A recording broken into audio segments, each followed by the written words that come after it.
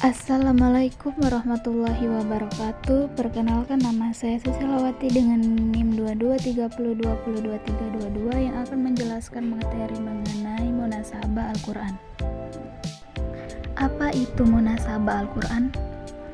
Munasabah ialah sebuah konsep di dalam Al-Quran yang membuat tentang pemahaman makna ayat secara komprehensif dengan menghubungkan antara ayat-ayat sebelum dan sesudahnya, antara pembuka ayat dan penutup ayatnya, dan antara ayat dengan nama surah yang menjadi tempat sentralnya.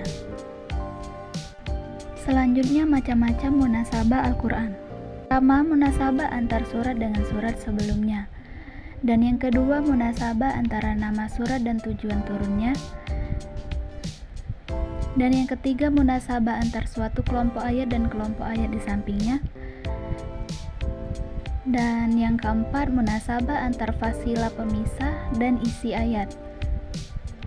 Yang kelima, munasabah antar awal surat dengan akhir surat yang sama. Dan yang terakhir, munasabah antar penutup suatu surat dengan awal surat berikutnya.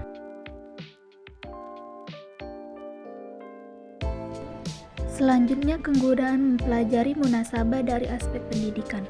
Yang pertama, dapat menepis anggapan sebagian orang bahwa tema-tema Al-Quran kehilangan relevansi antara satu bagian dan bagian yang lainnya.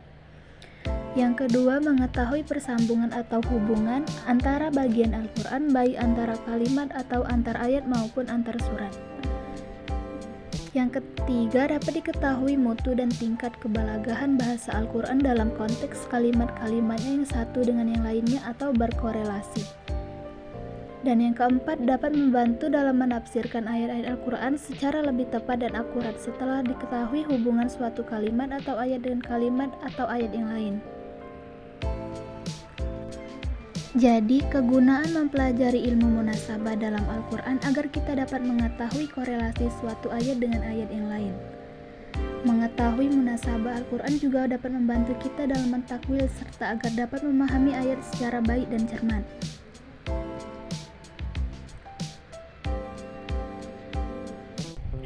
Memahami munasabah memudahkan kita dalam mengkaji Al-Quran, baik berkaitan dengan korelasi antara ayat satu dengan ayat lain ataupun korelasi antara surat.